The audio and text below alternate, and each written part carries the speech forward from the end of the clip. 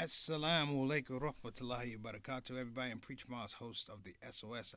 Hope you're having a glorious Wednesday. Listen, I'm not in my normal space. There's no green screen today. I'm at the humble abode of my good friend and sound engineer, Doug Robinson. What we're getting ready to do, actually, is a big day for me. I'm actually going to be doing the voiceover narrations for the upcoming Muhammad Ali documentary podcast. So be on the lookout for that. Outside of that, like I said, I hope everybody's having a good day. It's a busy day. I've been doing some good things. I want to give a shout out before I even get started. I want to give a shout out to Sister Satana who came in and did a wonderful job. I watched the broadcast today, earlier today. Did a wonderful job standing in for me. Don't do too good a job. People might not want me back. But that said, I was very proud of her, and like I said, she's just coming along with her development, and it's just a good place to be. It's a great place to be, and I just thank all of you for supporting her as well. So, before we get into our topic, which is understanding women as change agents, I want to give a shout out to anybody that's coming on the show for the first time. Don't feel intimidated. These are amazing people who are on the show, an eclectic group, as I say often. But more importantly, this is a welcoming group, and you are more than welcome to be a part of our conversation and a part of our community.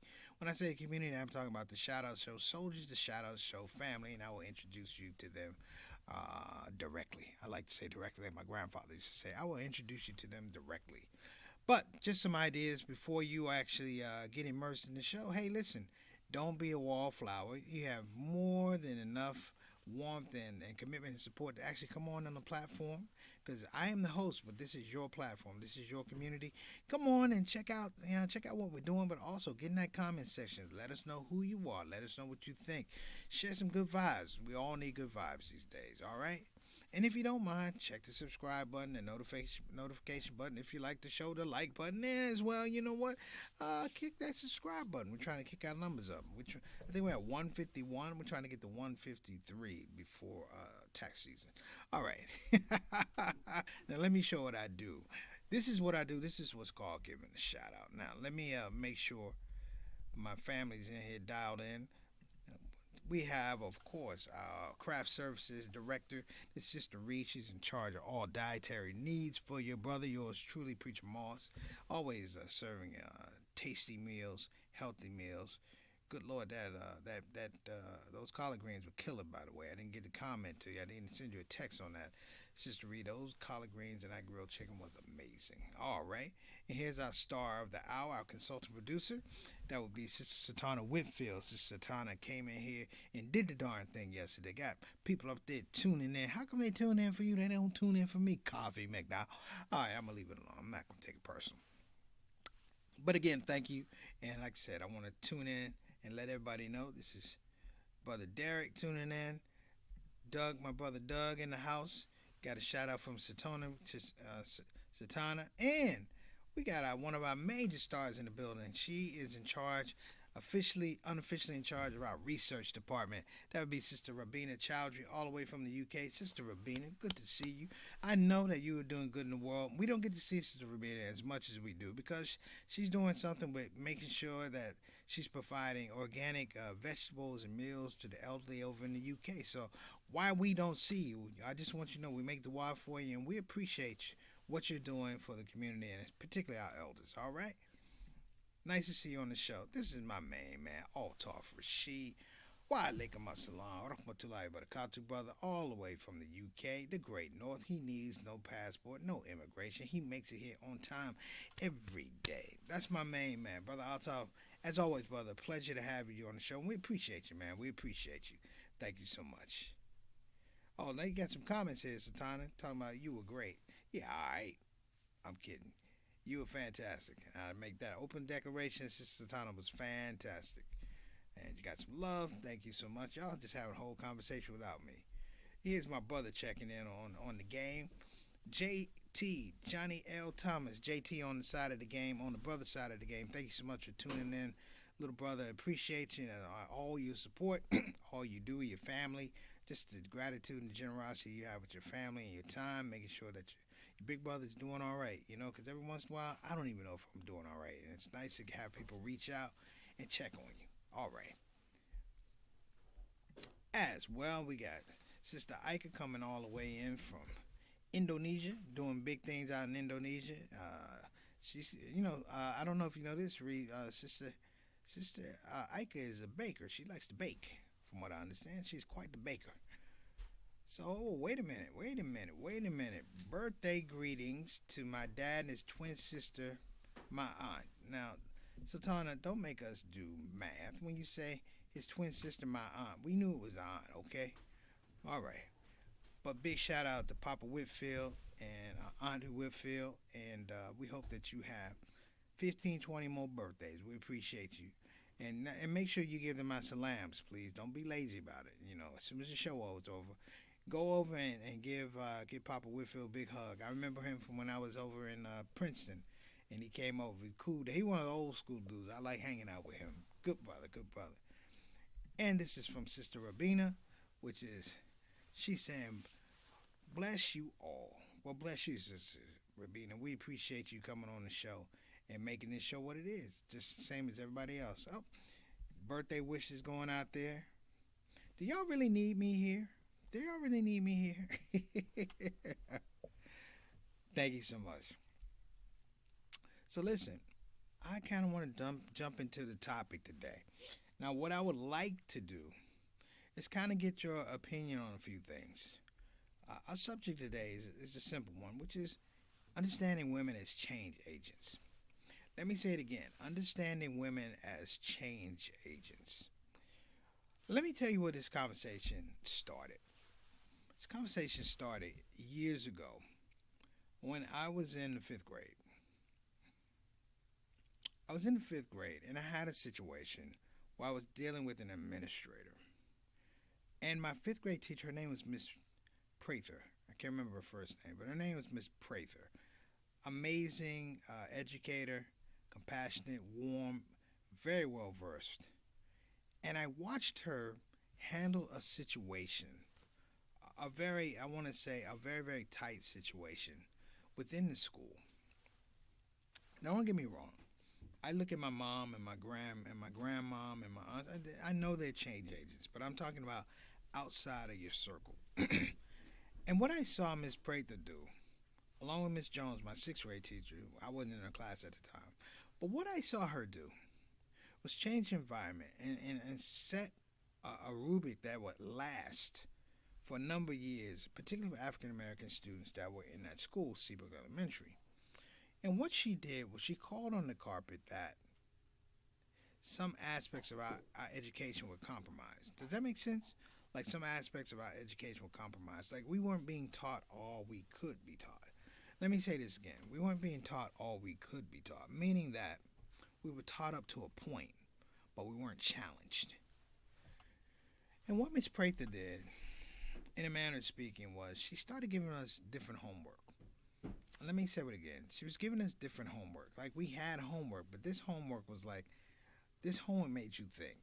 Like this homework made you do a specific type of research, interviewing, if you will, investigating, if you will, engaging. And what she produced, not only for our class, but also the classes the remedial classes, was she imbibed a certain type of hunger that we should have when we open a book or we engage in writing a report. I hadn't had that for a long time, and it stayed on my heart, stayed on my mind, when this subject came up. Understanding women as change agents. And I say understanding women as change agents because I'm a man, but sometimes I enjoy, if you will, I enjoy the entitlements of being a man. I'm a black man, but I still enjoy the entitlements of being a man. The patriarchal lean, if you will. And sometimes I can admittedly undervalue women around me. Now, I'm not saying being disrespectful. Don't say that. I'm talking about I've worked with women around me, engaged, and what I've learned in the last couple of years is identifying talent. Because I realize more and more and more and more that as a society, we do not recognize talented women. And if you don't recognize talented women, then what you're not going to nurture the talent. And it's become, in this last couple years here, we got away from that because everything's so absolute. When I talk about absolute, it means the fact that when I want to say different quotients of society get together, everything's so absolute. For me to be right, you have to be wrong. For you to be right, I have to be wrong. And there's no give or take. There's no vulnerability. There's no compassion or mercy that leaves the space whereby, in this case, women more so would have that gravitas, have that agent to explore their own talents. And I mean moving beyond things, not just art and things like that. I'm just talking about women as leaders. You know, I've said this often, but I said, I'm sorry, I'm thirsty. Flying will do that to you. I often speak about Sister Clara Muhammad. You've heard me talk about the Nation of Islam, but a lot of people don't realize that Elijah Muhammad was locked up for a period of time. And folks wonder how did the Nation of Islam keep going? And it was the vision, and it was the leadership of Sister Clara Muhammad. Truth be told, there's no Elijah Muhammad or Honorable Elijah Muhammad without a Clara Muhammad who recognizes this man, cleans him up, and says, we need to go over here. Now, you can take all the arguments about Akita and things like that. It was a social movement, and I'm not getting into that. I'm talking about the insight of recognizing something in a man that will benefit a woman down the road, and her using her talents to lend to that space. And why is this important? Because you're talking in a situation years ago where women didn't have protection. They didn't have the benefit of law in many regards. We've talked about this. But recognizing those women as change agents is a thing that was interesting and intriguing. You know, so many things are going on outside of the United States. Like Ethiopia had their first female president. Do you know how phenomenal that is? I mean, literally, do you know how phenomenal that is if you know the history of Ethiopia? And here we are in the United States arguing the merits of a woman being vice president. Hear me now, vice president. Not president, vice president. But it's indicative so much. And let me shout out my brother Nail, my classmate. How you doing, brother? Good to see you. Nail got some babies over there, man. How they doing, man? You getting any sleep? Let me know. Jump in on this, Nail. And we got Sister Rabina said, I'm watching the documentary, What Happened, Miss Simone. Excellent insight into Nina Simone being taught classical piano and music. She's another one. Change agent. You know, her songs and directive, in terms of songs in the civil rights era, unparalleled. It is a literal, it's a visual representation of civil rights. The hopes, the dreams, the disappointments. The song Mississippi Goddamn. I mean, that is a classic anathema of what was going on, and it frames the courage of women. So I'm like, why can't we do that? So we got my mom on the show. Thanks for giving Sister Satana wings to fly. She flew. Yes, she did. So, you know, I can say my mom is a change agent.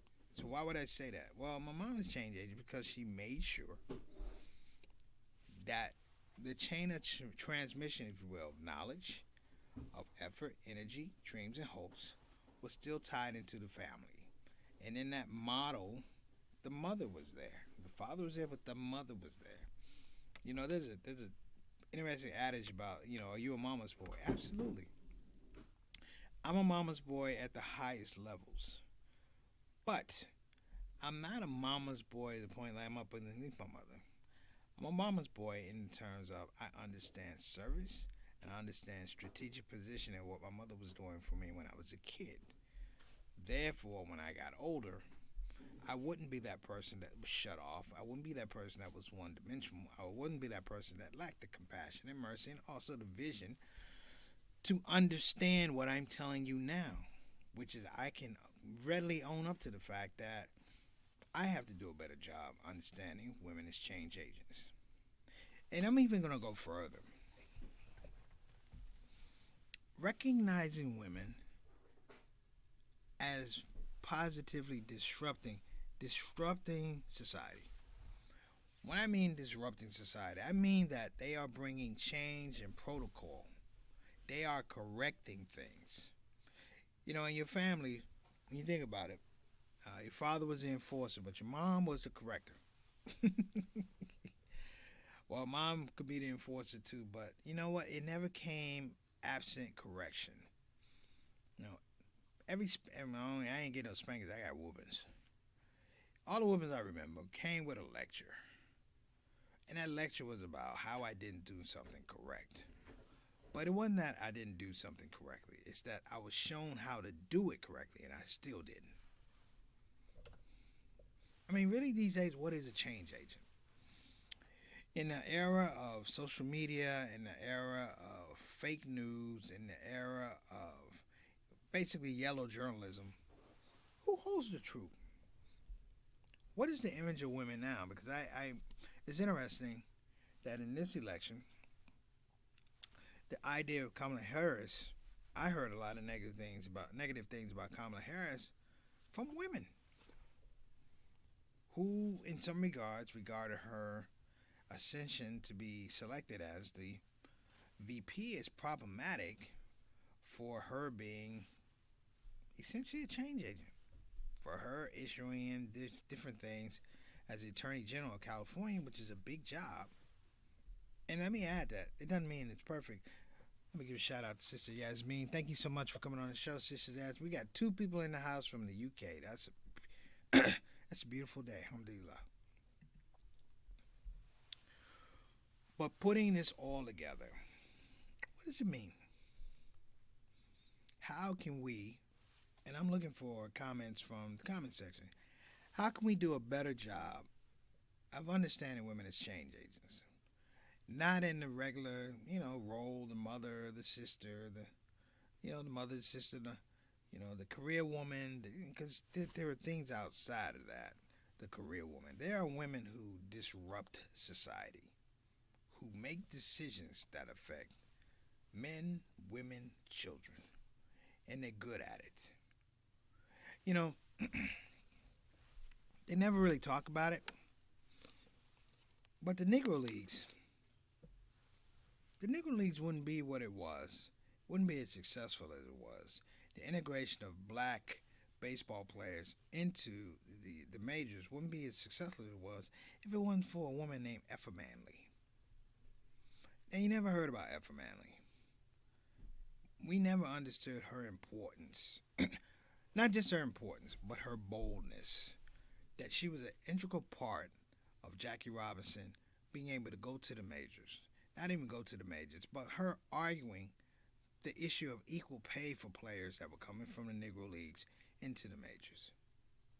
If you look it up, she's in the Baseball Hall of Fame. But if I said her name 5 times, Effa Manley, Effa Manley, Effa Manley, Effa Manley, Effa Manley, Effa Manley, I wouldn't raise anybody's antennas. And she changed the game. Not only for black men playing baseball, but she changed the game for young women wanting careers. She was a team owner. Let me say that. She was a team owner. And I have that space in my family. My Aunt Maxine, who runs BeFinanciallyIndependent.com, she was one of the first black EEOC lawyers, not female EEOC lawyers. I'm saying black EEOC lawyers. And did a job. Many of you probably have benefited from your moms who were entrepreneurs. They were entrepreneurs, or they did things differently in terms of how they structure family. And that's a big thing these days. A lot of change agents these days they're not celebrated. I would even say in some regards they're a bit feared, because the change agents have something that a lot of folks don't like. I was recently in not a disagreement, but a little debate about why I thought, in some regards, women make excellent leaders. Overall, on scale, probably better than men. And, you know, we talk about the ability to have children,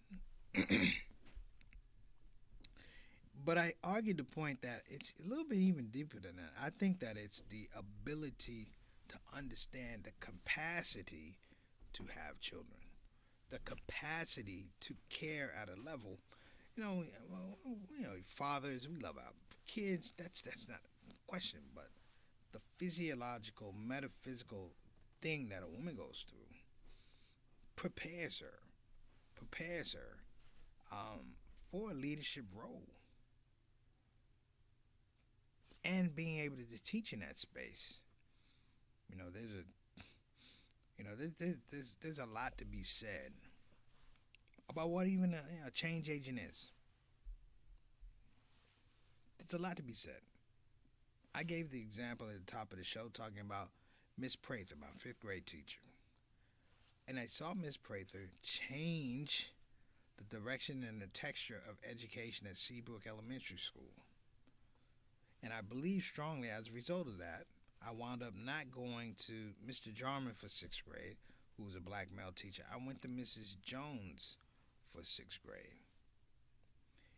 And I watched, not teachers, okay, let's be very, very careful. I didn't watch teachers. I watched education exercise with an entrepreneurial spirit. The information was given to us in a business-like manner that inspired all of us, young men, young women, to dream, number one. Two, to have discipline. Number three, to prepare for when dream and discipline didn't happen for us and lead us to success. It was still incumbent upon us that we knew the road to get back, and we had process.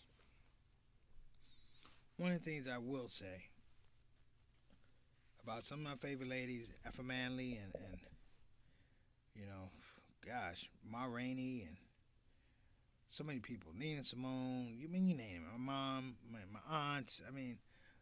One thing I will say is indicative of change agents is the ability, for lack of a word, I think it's the ability to translate process. To translate process, to be able to look at a situation, a scenario, and not buck behind it, to be able to see around it. We talk about the religiosity of women, if you will. I remember I was talking about the black church. The black church would not be anywhere near where it is in terms of an American narrative for African Americans if it weren't for women. Women preachers. It's a street, I said, in Washington, D.C. I didn't even know this. My mom used to own an apartment in Northeast D.C., and I think it was on Edsel. It wasn't Edsel Road or something like that, but there was a road that you took to get there, and the name of that road was Nanny Helen Burroughs Road. Nanny Helen Burroughs Road. And just to this documentary where they talked about black women in the church, and they were change agents. You're talking the 1900s, the 1920s, and on above that. You're looking at an evolution of women, and if the laws had been in juxtaposition to support their genius, we probably would have had a female president 15, 20 years ago. Think about that. So I don't want to go too long. I got to get up and I got to do some voiceover work, so I got to save what little voice I have. I have plenty. But my point is, if you get a chance today, take a piece of paper, write out 5 women who are change agents in your life. Just 5. And take A and B under 1AB, 2AB, 3AB, and tell us why they were change agents. What kind of creativity did they give to you? What kind of traits did you see them display selflessly but forcefully and with precision? Think about that. So look, I'm going to get out of here. It's a short day today. You guys have been amazing. But I don't want to leave, I don't want to leave without just number one. If the Forbes had the 50 top most powerful women in the world came out last year. It was an amazing list of people. They're change agents. They are disruptive in their own particular industries. And I think about this often, that why don't we know them? One of the change agents in my life is a jazz singer. Her name was Carmen McRae. And I love Carmen McRae because she could do something a lot of people couldn't do. Carmen McRae could sing a solo, a musical solo. Darn it better than anybody. And I learned stand-up. I learned phrasing. I learned it from her. I learned it from Eddie Jefferson. But her voice was so melodic that it made me understand music. Not just music, but the presentation of music.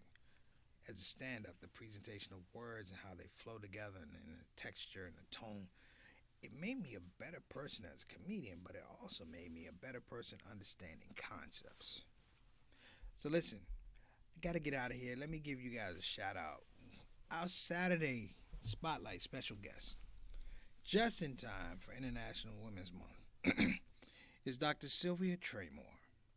Dr. Sylvia Traymore is she's an undiscovered legend. I won't say undiscovered. That's not true. She's not been celebrated enough. Not only am I going to bring you one of the top female comedians of her time and our time, I'm not only that, but I am proud to say that Dr. Sylvia Traymore is a change agent, a trailblazer, who's still in her primes, who's willing to come on the show and share her stories. She goes back to the time she was managed by Red Fox. I heard the story about her from a guy named John Major who ran Red Fox Productions. He told me about Sylvia Traymore. And I'm encouraging everybody to come on the show. I know it's Wednesday, but come on the show. Bring 3 or 4 or 5 people. You ain't got to give them the link. You can all watch it from your computer because this is an interview you don't want to miss. Dr. Sylvia Traymore on a Saturday Spotlight. One of the first and foremost female comedians to ever do it. And while she's getting her roses now, she should have been getting them a long time ago. But we're going to be talking about why she didn't get them as well. But on the show, I like to say you can thank me later because she's going to be an amazing interview. So listen, you guys have been great. Gotta go. Take care of yourself. I'll see you tomorrow, inshallah. This is Preacher Moss. Of course, you know where you're at. This is the ShOUT Show. So I will see you guys tomorrow. Take care of yourselves. Much love. And again, do that list. 5 change agents. 5 women that are change agents. I'm going to do it. And I think if I do it tomorrow or tonight, I'm actually going to read off my change agents. I'm going to tell you why. In fact, if you guys don't mind, maybe at the top of the show tomorrow, you bring me your list and we can go through your list. That'd be pretty cool. All right, everybody, take care of yourself. Assalamu alaikum wa rahmatullahi wa barakatuh. This is Preacher Moss, the ShOUT Show.